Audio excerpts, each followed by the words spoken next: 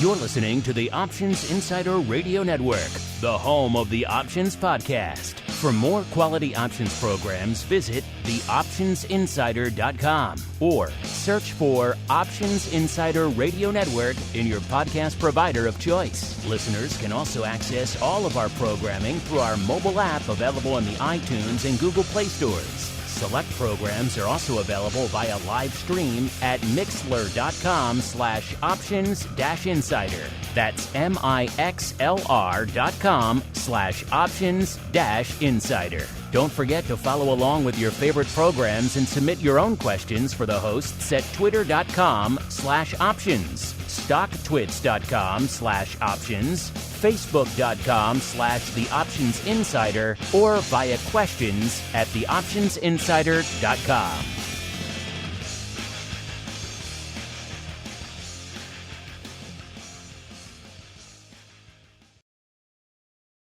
You wanted it, you got it. A radio program that helps teach you options trading inside and out, basic to complex.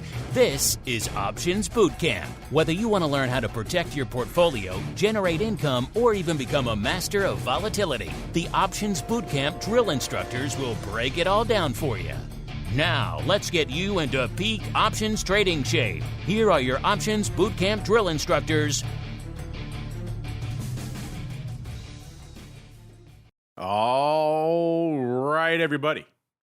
That music means we are back once again. It is time to get weird. It is time to get wild. It is time to get educational. It is time once again for everyone's favorite educational program. Yes, it is time once again for a little bit of the old Options Bootcamp. My name is Mark Longo, coming at you from the optionsinsider.com, as well as from the network upon which so many of you are just mainlining these days. Hope you're having a good trading week. Hope you're enjoying our post-NVIDIA week. Still have a lot of earnings hitting the docket. A lot of people are kind of feeling the hangover, kind of feeling the malaise. They're wondering, what is next? What is the next big thing that might be moving the market, which does lead to our question of the week, which we'll get to in a little bit. In the meantime, if you like what you hear, this show, anything else in the network, throw a few likes, a few stars, a few comments our way. It does help people continue to discover the content. Just like this week's 5-star review came from T-Jam, just T-Jam. He says, good pod. Well, thank you. He also says, more guest segments, please. Well, there you go. You know, we've been rotating more guests onto the show lately. It's a thing we used to do a lot in the early days. And then it's been mostly Dan and I a lot in the last few years, but we like to mix it up whenever possible. We've had Matt from ORATS on. We've had some of the folks from Tasty on recently and a few others. So there are some guests in the offing. If you like a good guest, maybe hit us up, T-Jam. Who do you like? We'll see if we can get them on for you. But we do have a great guest roster, and we are always looking to broaden the conversation here on Bootcamp, because you know at the end of the day, that only benefits you, the listener. So yeah, that's a good idea. I think keep an eye out, and an ear out, I should say, really, for more guests in the near future. But thanks to everybody who takes the time to rate and review. It does help keep the new folks coming. Speaking of people coming, we are also joined now by the black-hatted one himself, Mr. Dan P. from Market Taker, mentoring what the cool kids call to Mr. P, welcome back to the show, sir.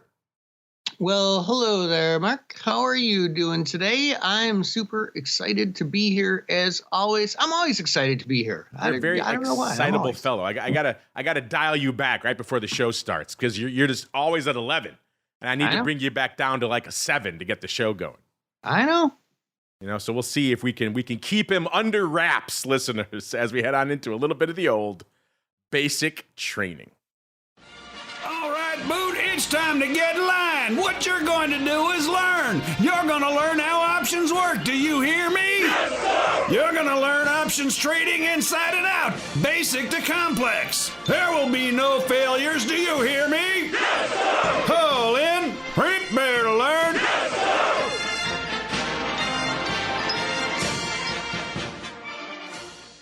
All right. It is time, listeners, for a little bit of basic training. And Dan, you know, we've been thinking about doing it for a while, but now it is time. It is time to officially get stupid on Options Bootcamp. Are you ready? Are you prepared, sir?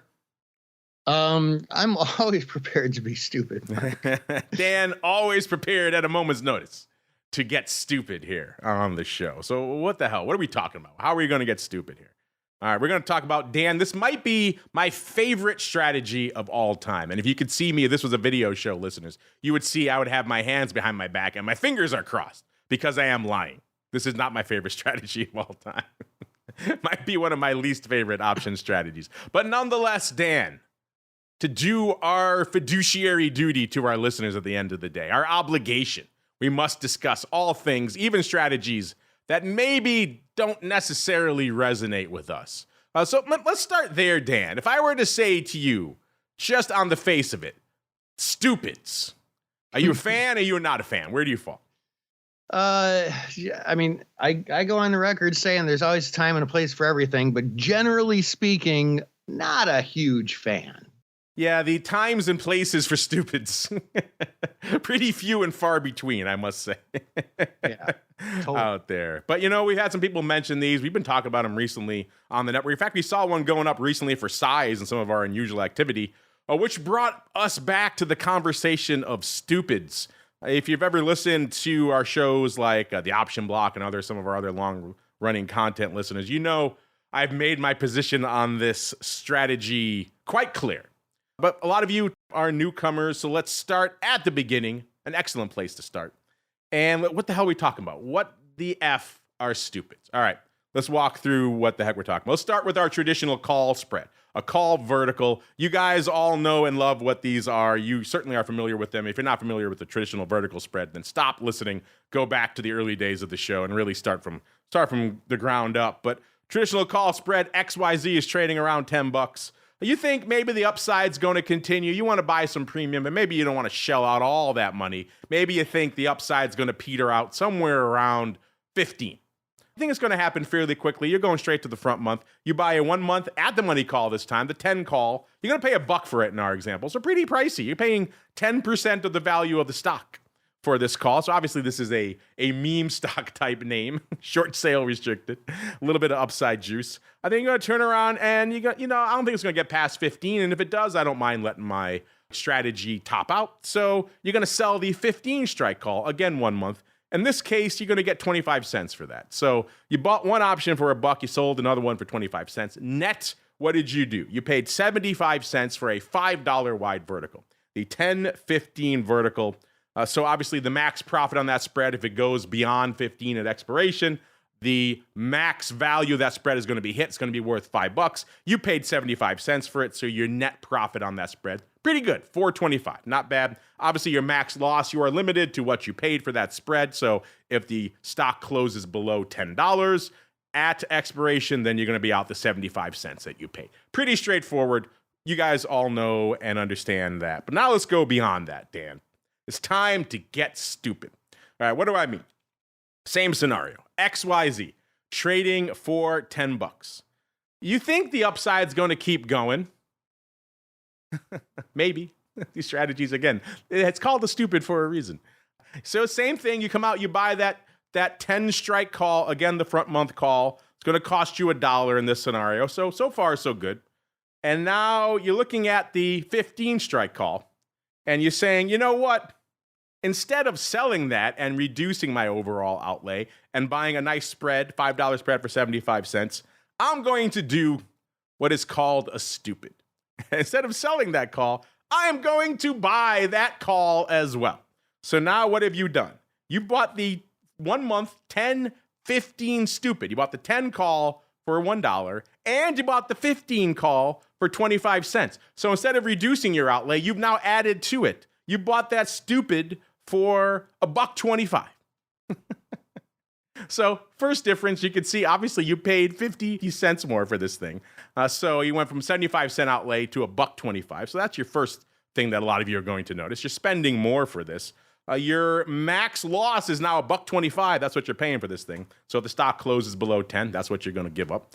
On the flip side, your max profit has now gone from the potentially $4.25 to now unlimited. If this is a meme stock scenario and the stock shoots to high heaven, it pulls a GameStop and goes to 100, you're going to be a lot happier you bought the stupid than you are the vertical. So there's that, I suppose.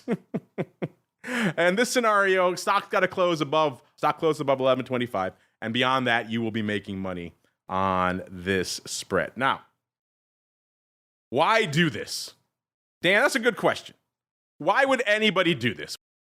First off, let's go back a little bit. Have you ever traded a stupid? I know I have never done so, but have you ever traded a stupid? Have any of your mentees traded a stupid? And if so, why would they do such a thing?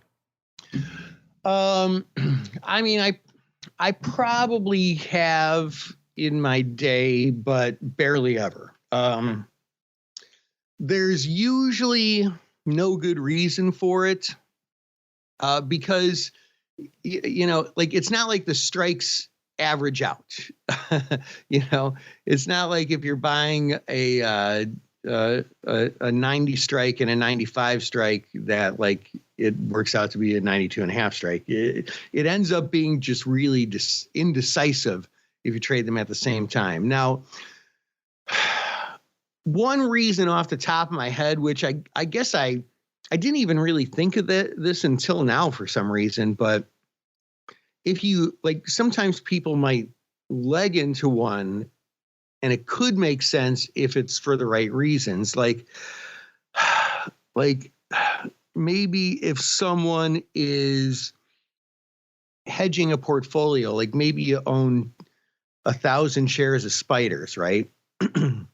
And you want to start hedging your portfolio for a downward move by buying puts. Maybe you hedge 20% of your portfolio by buying some puts, and maybe the stock goes a little bit lower and you think, well, I want to hedge a little bit more, so I'm going to buy another 2 puts to get up to 40% hedged, but maybe now it makes sense to do a lower strike. I mean, there's one reason off the top of my head where it could make sense, like I'm reaching a little bit here, but that's the best thing I can come up with right now. That is the one caveat I have said in the past. I tend to refer to those as inertial stupids. I never like a stupid at the outset, just doing it all together. I've never liked that. That's what I've said in the past too. You buy the 10 calls, stock starts taking off, starts running, and now maybe you're getting closer to that 15 strike. It doesn't make sense to buy a call with $4.50 worth of intrinsic value on. That's a lot of outlay. Instead, you come in, you think the stock's going to keep running. You can come back in and buy that 15 call. Not going to be trading a quarter anymore. Going to be trading a lot more. But that's the only way I've seen some sense for a stupid. It's kind of like you're adding to the party. You're keeping the party going. You don't want to leave yet. You want to have more fun. So instead of buying what you just bought before, that's already working for you, but that's more expensive, you buy something else a little bit farther along the chain that allows you to keep the party going without the ridiculous outlay. So I see those from a certain logical perspective. But yeah, the way I laid it out in this example, the buying the 10, 15 at the start, just doing it at the outset of the trade, full outlay, I very rarely, if ever, see any reason to do that.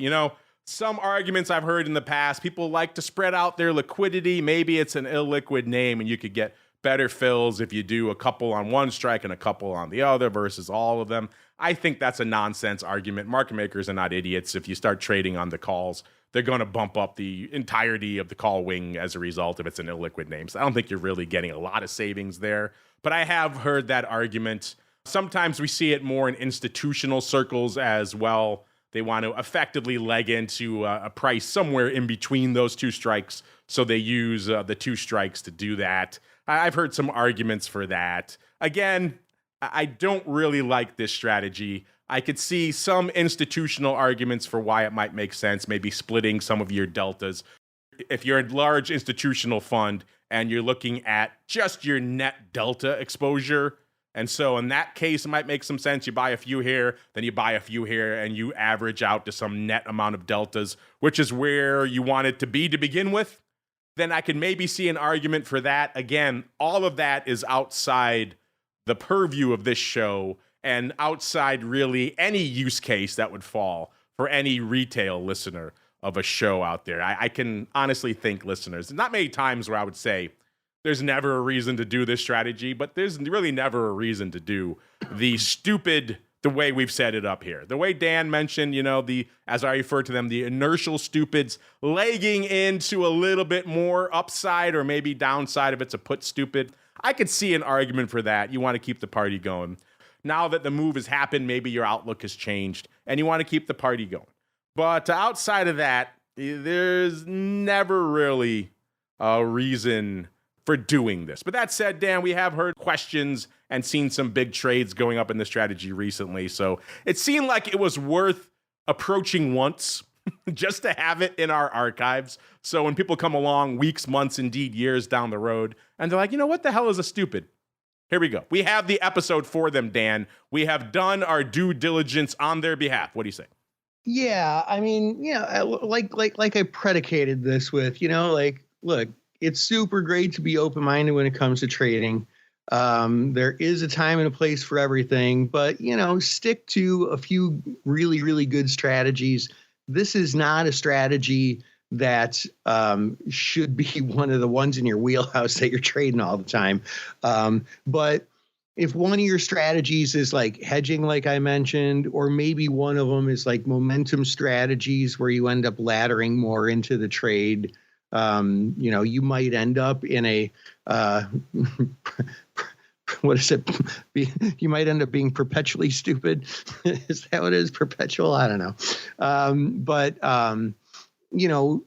Be open-minded to how that might like accidentally be used in one of your go-to strategies, but I sure wouldn't strive to make it a go-to strategy by any stretch.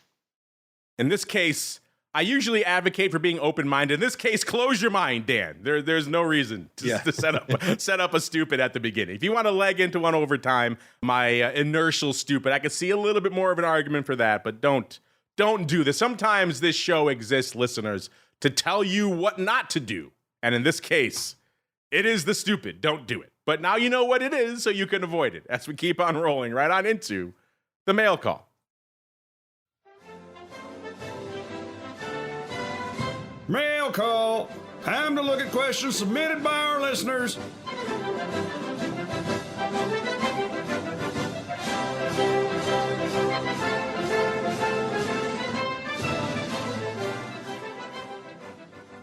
All right, everybody, welcome to the mail call. And Dan, our chat, our live listeners, always distracting. They saw the title about Let's Get Stupid, and they immediately got to Weird Al Yankovic 80s references. So, I love our pro members. They're in tune with me. They love the good 80s references. We've got Queen talking about Eat It by Weird Al. We've got Age says he assumes this means this episode will be Weird Al Yankovic will be the guest and discussing his Dare to Be Stupid album. Yes, I forgot about that album. Kind of one of the unheralded Weird Al Yankovic gems. Unfortunately, no Weird Al on the show. I got a feeling, Dan, if we put out our feelers, I think we could get Weird Al. What do you think? That would be pretty darn cool, man. I don't know what he would bring to an options educational podcast outside of his sheer 80s awesomeness. But you know what? I'm open to exploring it, Dan. What do you think? Dude, that would be freaking awesome. All right, now I'm intrigued. We'll have to see if we could if we don't make it happen on this show, but if it's somewhere else, Dan, I'll make sure that you get the invite. So you can come play along with Weird Al. Party like it's 1985. What is that guy even up to now? Didn't they just do a movie about him? Didn't the Harry Potter kid play him in a movie? Oh, you know what? I think so. That sounds familiar. Now, after the show, because of our chat, I'm going to go down a Weird Al rabbit hole after this show. So I blame all of our pro members for dragging me to the dark side. Option God saying, you can't get Eat It by Al Yankovic out of my head now. Make it stop. You know what? You don't want it to stop. You want it to keep going, just like the much anticipated market taker question of the week. What you got for us, sir? Is it Weird Al related by any chance? Oh, no, it's not, unfortunately. But, one thing I've been talking about lately, and this is a little bit less option-centric, a little bit more macro, but what's been driving this market. And I don't know if you talk about this on other of your shows here or anything, but this has been a very, very interesting market if you look at it and break it down. Because the S&P 500, it's been kind of on fire. There's 500 stocks in the S&P 500, but 500 stocks have not been on fire. It's been like 4 or so. And it's been largely, I would say Magnificent Seven, but it hasn't been all of them. There's been like 4 or so stocks especially like NVIDIA and like AI, that's really, really driven this. And like that creates a very, very interesting scenario for investors. I did our daily video on this, I think it was yesterday, for people who subscribe at markettaker.com. And so, like, I guess the question that I posed is, well, what do you do after or if the supposed bubble bursts on NVIDIA, which I'm not necessarily calling it a bubble, but some people are. But even if it's not a bubble, if there's a pullback, what stocks end up becoming good stocks to buy at that point? And it's probably not the AI stocks. I mean, you'll be able to buy them on a pullback, but all these other ones that sort of lagged, there's a good chance that even though they didn't participate in the upside, they might participate in the downside. So it's just going to create a really, really interesting opportunity. I guess that's a little bit, I'm leaving it a little bit open for people to muse, because I mean, I don't have a perfect answer to it, but it's a really important question to be thinking about. How dare you even suggest, even hint at, Mr. P, that NVIDIA can go down? How dare you, sir? Yeah. Questioning the dogma that is NVIDIA can do not but go up. Let's keep rolling, listeners. Let's see what you folks have on the brain. Speaking of NVIDIA, that was our question of the week last week.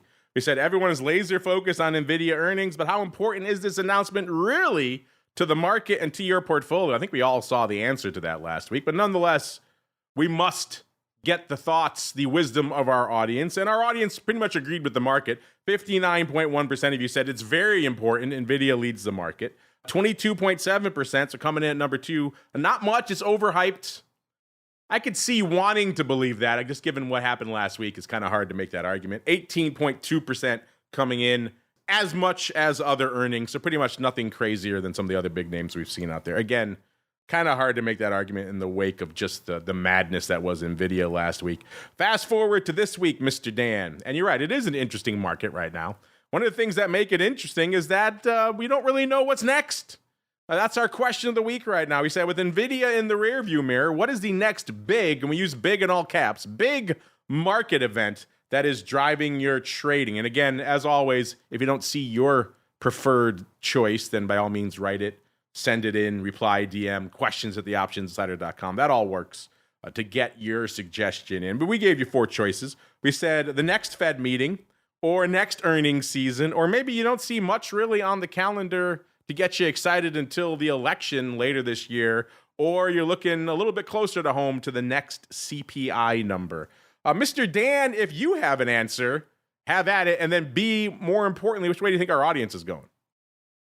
I mean, I think that the whole Fed meeting inflation thing, well, certainly is still important, but it's important. It has waned a little bit just because, well, a lot of the debt market has sort of finally come around to like, okay, the Fed's been saying this. The Fed's been saying they're going to do this for a year, but we've been saying the Fed's going to do this for a year. And finally, they're like, okay, I guess if the Fed's saying they're going to do this, that's what they're going to do. And so it's sort of equilibrated a little bit. And I think that people are finally realizing also we're in a low interest rate environment. Just because you might have started trading 10 years ago or started your career in trading as a professional 10 years ago doesn't mean, like, look at a longer term graph. Like, we're in a low interest rate environment. Interest rates don't have to go down for the market to do better because the market's already doing arguably too good. So like, there's just other things to look at. I don't know. It's hard. I mean, I guess of these 4 choices, Fed meeting, earnings season, election, CPI number, probably CPI number is the most important, but I think they're all important.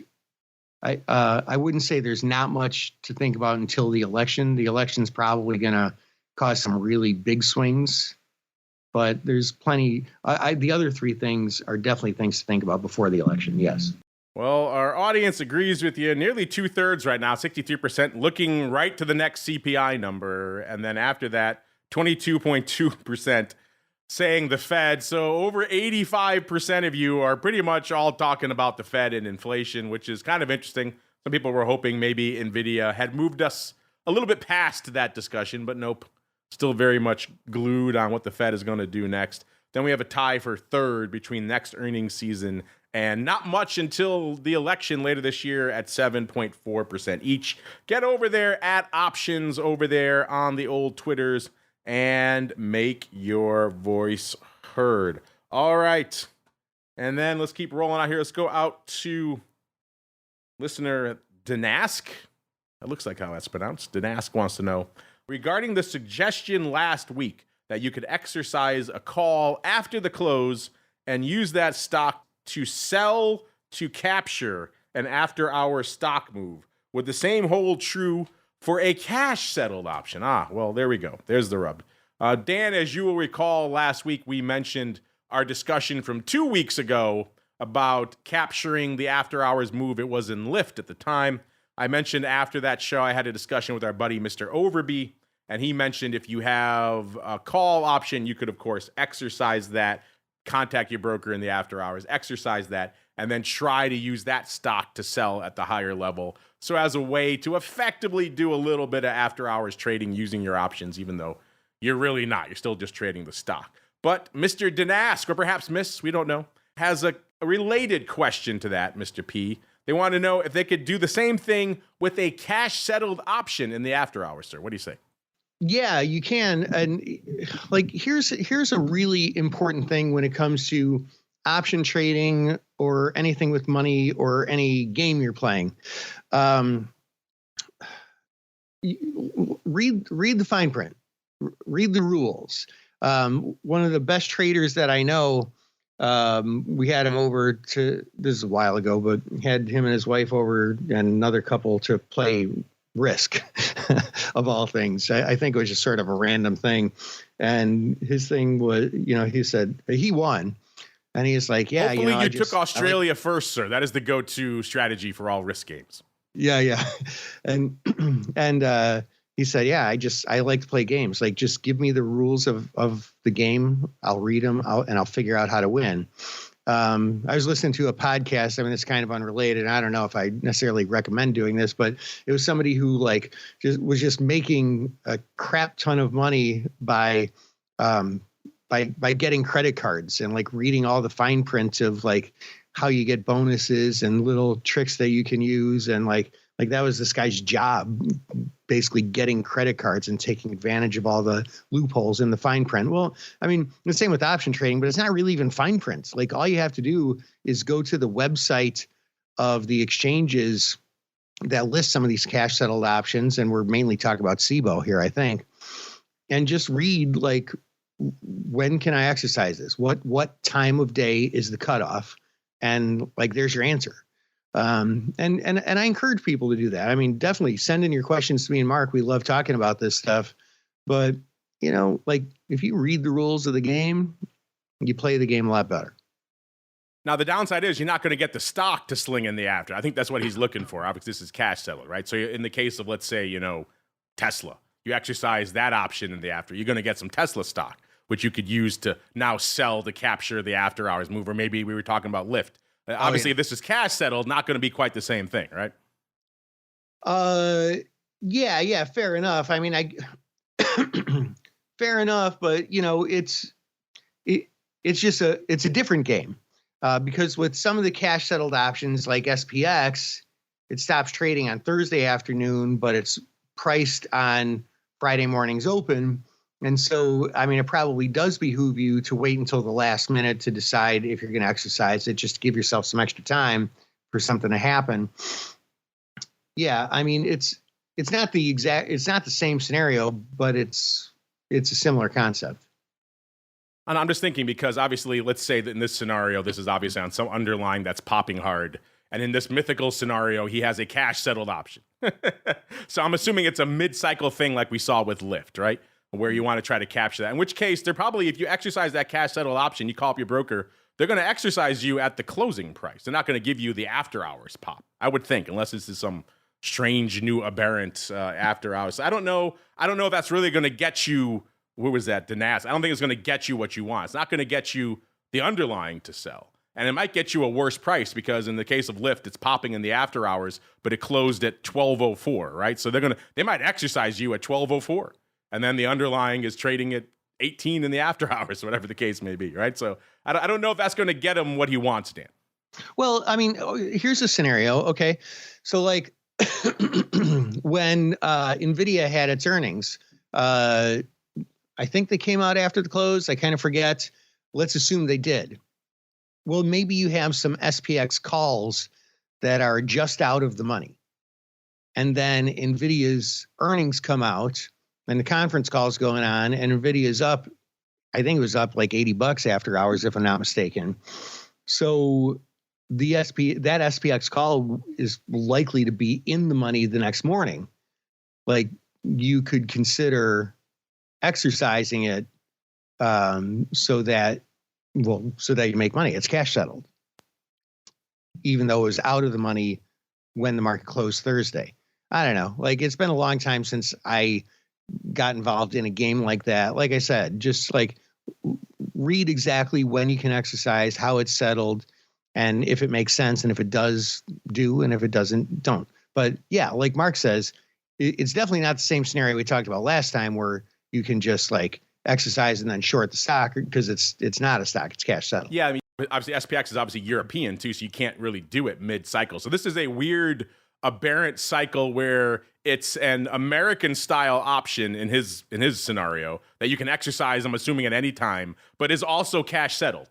There are not many of those floating around that I can think of off the top of my head that allow you to exercise at any time, but also are cash settled. So that would be an interesting scenario.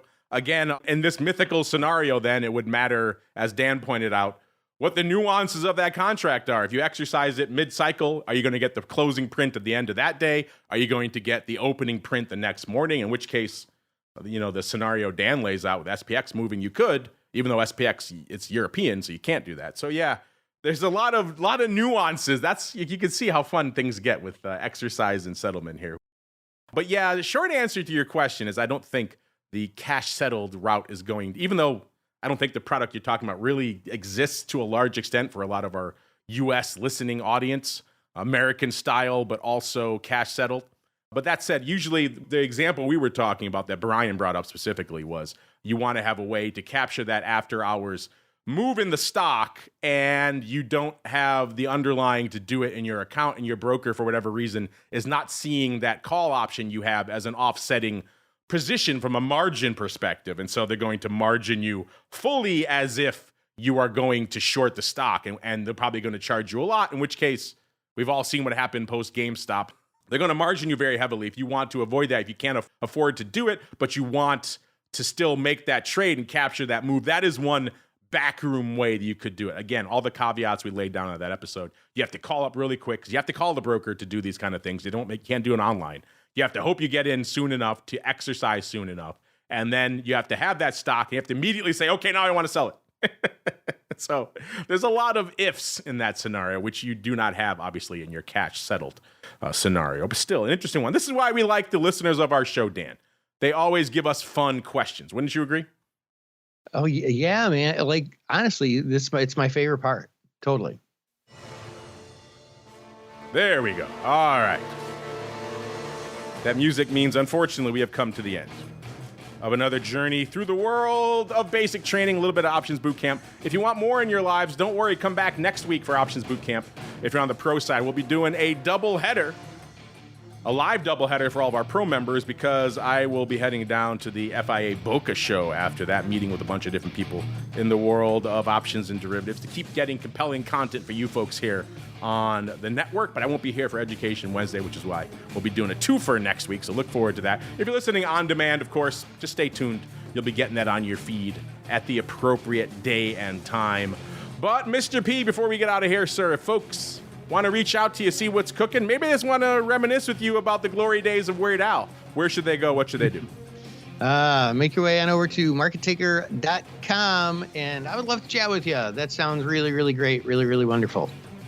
There you go. Markettaker.com is the place to go. We got to get on out of here. That is going to do it for us on the network today. A rear light day for us. We were going to try to squeeze in an advisor's option, and unfortunately, getting all those ducks in a row of everybody's schedule sometimes is challenging, so advisor's option will be coming up sometime in the next few weeks. So we're going to be back again tomorrow, of course, with the option block, as well as afterwards for this week in futures options. Friday, volatility views, and then after that, exclusively for you pro folks, with a little bit of the old options oddities. Going to have some fun special guests on oddities and on vol view, so stay tuned for that.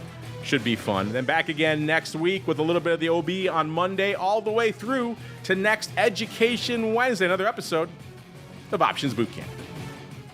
Stay safe out there, everybody.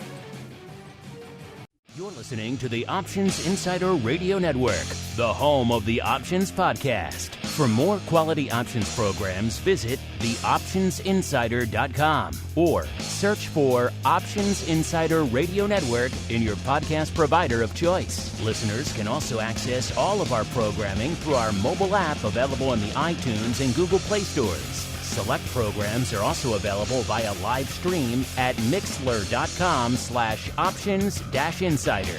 That's mixlr.com/options-insider. Don't forget to follow along with your favorite programs and submit your own questions for the hosts at twitter.com/options, stocktwits.com/options, facebook.com/theoptionsinsider, or via questions at theoptionsinsider.com.